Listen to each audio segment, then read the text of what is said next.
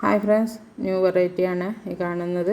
അപ്പം നമ്മൾ മുമ്പേ ഒരുപാട് വീഡിയോ ചെയ്തിട്ടുണ്ടായിരുന്നു.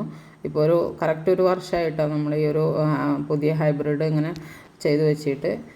ഇതിൽ ട്യൂബേഴ്സ് റണ്ണേഴ്സും നമ്മൾ സെയിൽ ചെയ്തിട്ടില്ല. സെയിൽ ചെയ്യാൻ വേണ്ടിയിട്ട് ഒരുപാട് പോട്ടിൽ സെറ്റ് ചെയ്ത് വെച്ചു.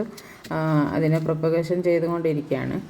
അപ്പോൾ ഈ ഒരു പോട്ടിൽ സെറ്റ് ചെയ്തിട്ട് ഒരു മാസം 15 ദിവസമായി. അപ്പോൾ ഒരുപാട് മുട്ടുകൾ വന്നു. കുറേ എണ്ണം വിരിഞ്ഞിട്ടുണ്ട്, ഇനിയും വിരിയാറായി നിൽക്കുന്നുണ്ട് കേട്ടോ. അപ്പോൾ ഞാൻ എണ്ണി നോക്കിയ സമയത്ത് ഓൾറെഡി ഇപ്പോൾ ഒരു 13 ബഡോളം വന്നു കഴിഞ്ഞിട്ടുണ്ട്. ഇനിയും മുട്ടുകൾ വരുന്നുണ്ട് കേട്ടോ.